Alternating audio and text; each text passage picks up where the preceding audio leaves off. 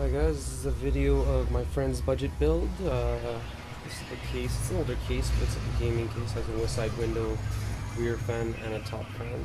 So I made sure I moved all the wires out of the way for the new motherboard to go in there. Here are the parts that go into it. We got an Asus, oh that's a mouthful, P5G41M LE motherboard from Asus. We have an Intel Pentium dual core processor. I believe it's E5200. I think it's rated at 2.5 gigahertz, I believe. Let's see here. I don't know if you guys can see that.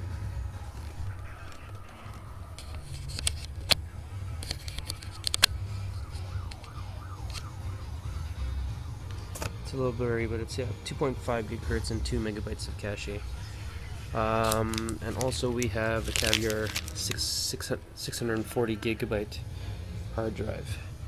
And then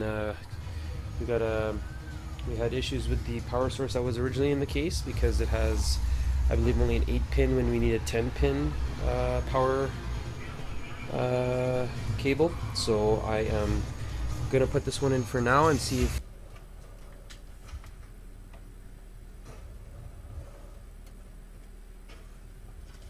hardest fit I ever had for just the freaking back panel there.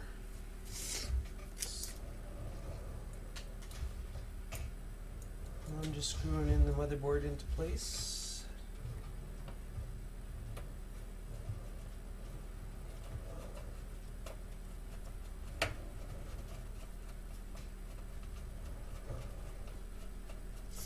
You don't want to tightly screw them in right off the bat. You want to be able to just put all of them in loosely in place, because sometimes they don't line up and you don't want to tighten them too much.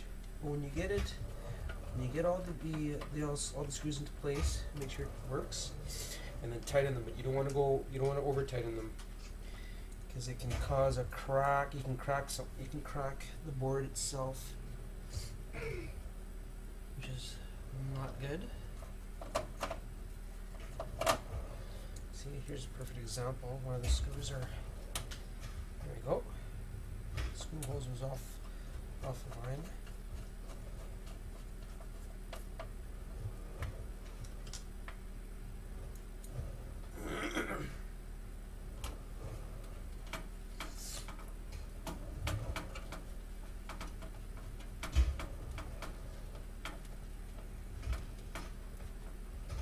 Okay.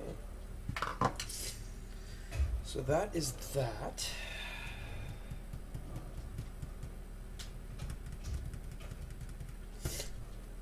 Now let's install the CPU. This is actually really easy. So you got to take off the plate right here. And you can see the actual connection point to the CPU.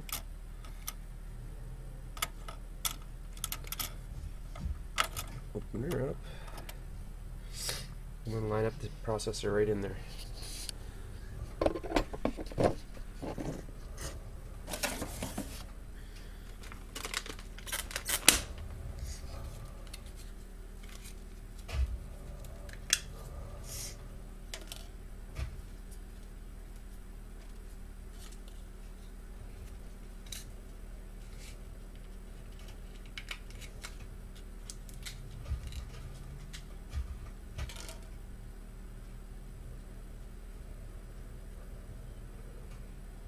Basically, there's notches in there to line up.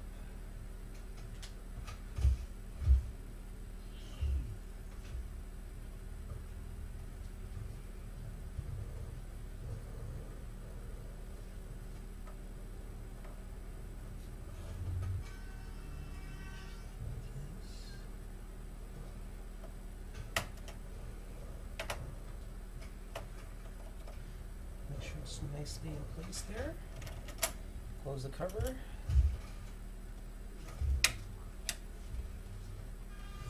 you go. Processors with the motherboard. Let's install the heatsink. Just the factory Intel one that comes with it. Has its own thermal paste right in there.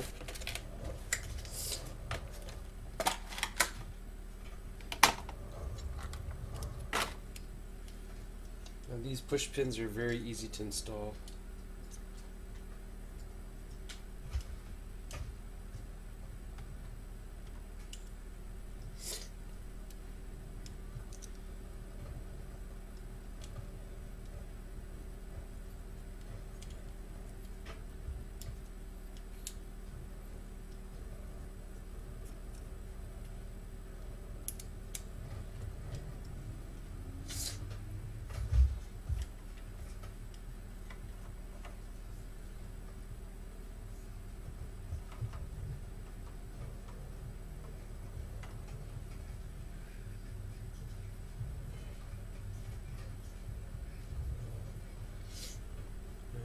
A screwdriver, which I can find on a flathead screwdriver.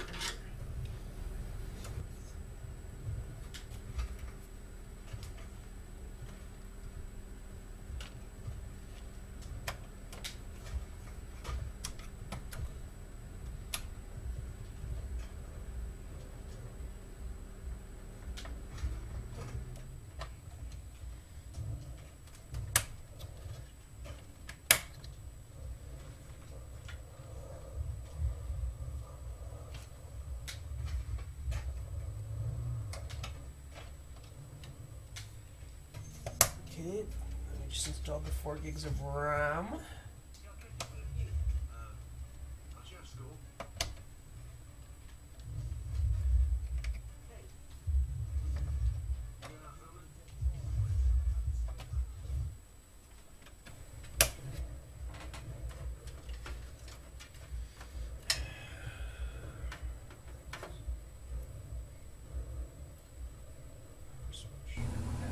So good news with the budget rig. It's actually booted up into BIOS, so it's all ready to start putting the operating system and chipset drivers and all. It's a bit messy. I'll try and clean it up before I head it in. But the case is a lot more more than I expect for this client named Jordan. Yeah, there's a lot of lights and stuff, so I don't know. He will appreciate this, but he got it for free anyway, the case, so we can change the fans and put regular ones in there, blue or whatever it takes, but just want to put an update on the case. It only took me about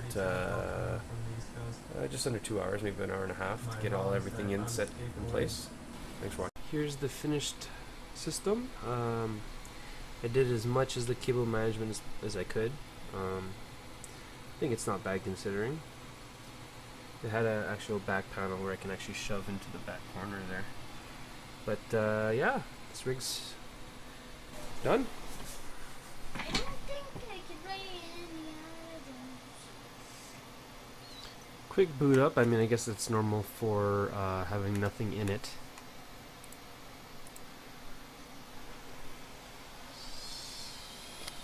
You can see that. Dual core 2.5 gigahertz processor. 4 gigs of RAM, running at 800 megahertz, all on a 64-bit Vista Ultimate operating system. I'm going to show you the Windows rating, which is, it exceeded more than I expected of what it would be.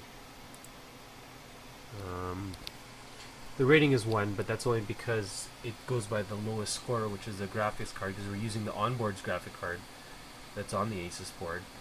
But everything else, if you look, the processor is 5.4, which is pretty decent. Memory RAM is 52. Graphics is 1.